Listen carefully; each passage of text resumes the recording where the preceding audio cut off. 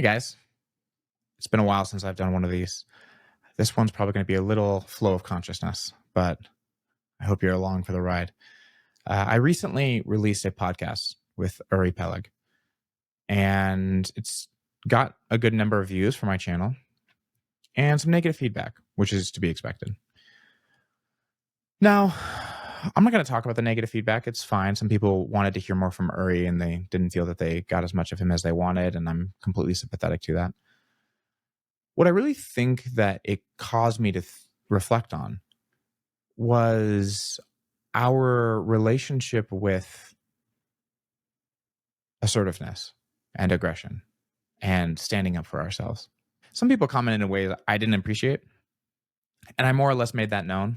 And the follow-up was comments about things like, for a mindset coach, I seem to have a hard time with criticism, or people insisting that I just take the feedback on the chin, things like this, which is all well and good. But one thing that I want to encourage all of you is not to not give me this feedback or not have these comments. That's fine. People are doing what they feel is best for them. But it's more that if you are ever in a position where you are receiving feedback or criticism that you don't like, you don't appreciate, you don't want to hear it, that you feel willing to stand up for yourself. I think it's very normal for us to feel at odds with things like our felt experience and the values we want to put on display. Do I believe that there's value in feedback? Absolutely. Do I believe that you can always learn from the things people tell you? 100%. But what I think is interesting is when we have a feeling that says, I don't want this feedback.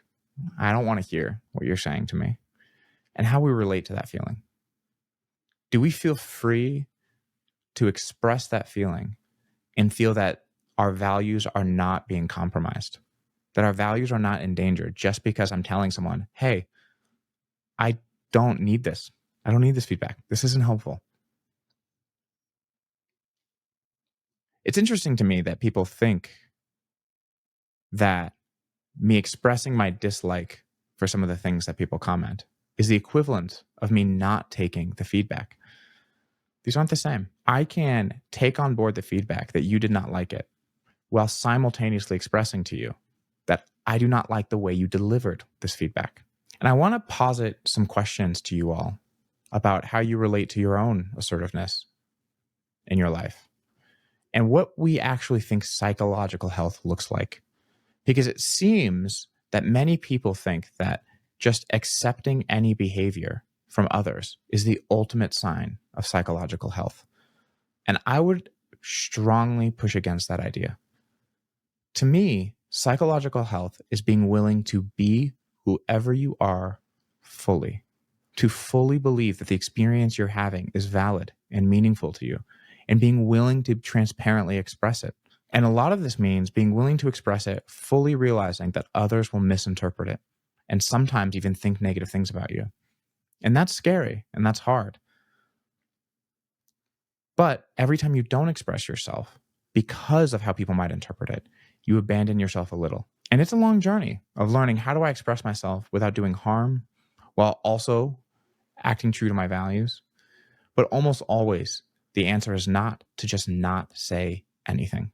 And I'm very aware of the fact that most of my audience is men, and most men often feel at odds with some of the aggressive, assertive tendencies in them and the desire to not be viewed as impulsive or angry or reckless or emotionally immature people.